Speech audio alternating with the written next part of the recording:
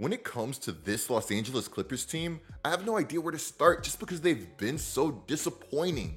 When it comes to disappointment, I feel like we've seen this team do just about everything imaginable. We've seen this team blow a 3-1 lead in the playoffs, which would deny us the Battle of Los Angeles.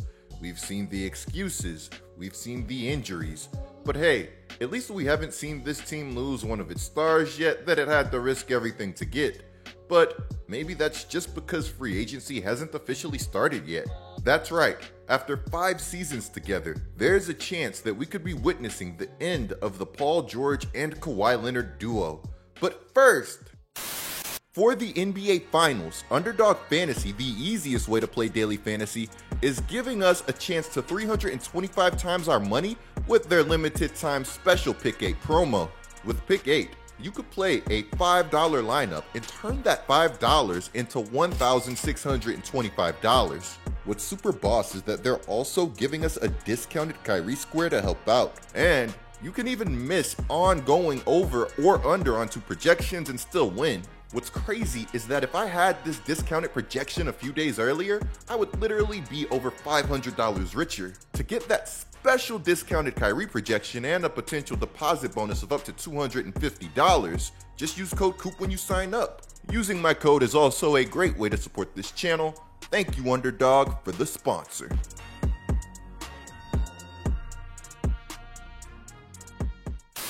If you're a Los Angeles Clippers fan, then you have every right to be frustrated by the way this season ended, even if this sort of ending was ultimately inevitable. I say this because even if both teams were fully healthy, I don't think that there's necessarily a scenario where they would have been good enough to beat that Luka Doncic and Kyrie Irving-led Mavericks team. But it's safe to say that the injuries that they faced really weren't doing them any favors, completely ruining any chances of them winning even being a possibility. The Los Angeles Clippers are currently in a place that every basketball fan should fear. Their team is getting older while also not being good enough to truly contend anymore. This is a disaster since they really have no choice but to try to contend given the mess that they've gotten themselves into. You see, the Clippers can't just pull the plug on this whole operation because they've invested so much to be in this situation in the first place. To get the opportunity to pair Paul George with Kawhi Leonard, the Clippers would trade Shai Gilgeous-Alexander, Danilo Gallinari, 4 unprotected first-round picks, 2 first-round pick swaps, and a lottery-protected first-round pick. Mind you that the Clippers' 2022 pick that they traded became Jalen Williams, somebody that is already well on their way to becoming a star. The Clippers really paid all of this for a Paul George who was coming off of a near MVP season in OKC, and a Kawhi Leonard who had just won a championship, all for the entire ordeal to blow up in their face. Kawhi is unfortunately never available, and Paul George no longer believes that a team can win if he's the number 1 option. And what I'm saying isn't hyperbole. Paul George actually said this himself last year. Quote, "I had to be honest with myself. In order for me to win at the highest level and to get to where I want to get to, I don't think that I'm the one guy. I can score with the best, I can take over games with the best, but I don't honestly think that's what my game is if I want to win a championship. I don't think that's where my place is if I want to win a championship."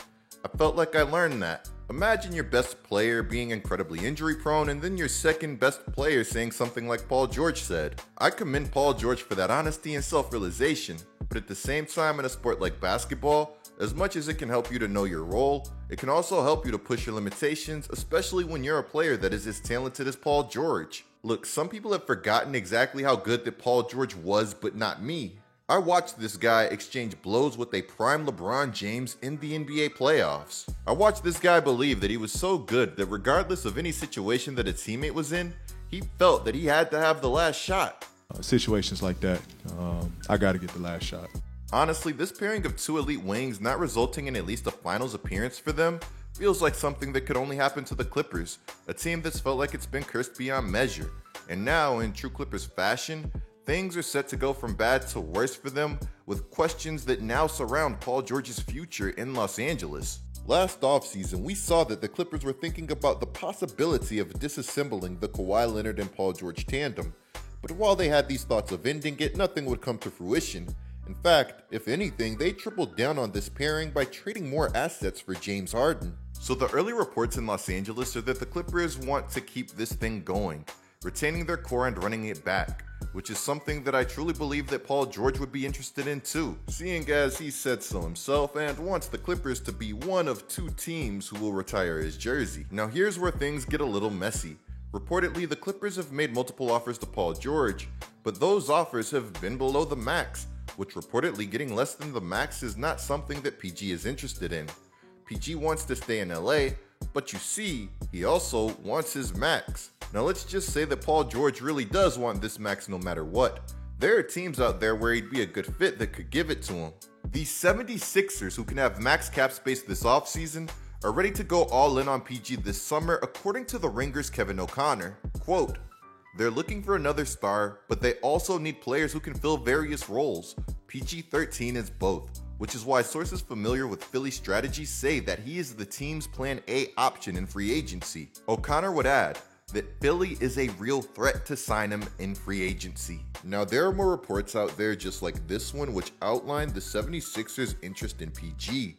And you guys know what I usually say, where there's smoke, there just might be a fire. I think that the 76ers are honestly in a great position to make a huge splash this offseason.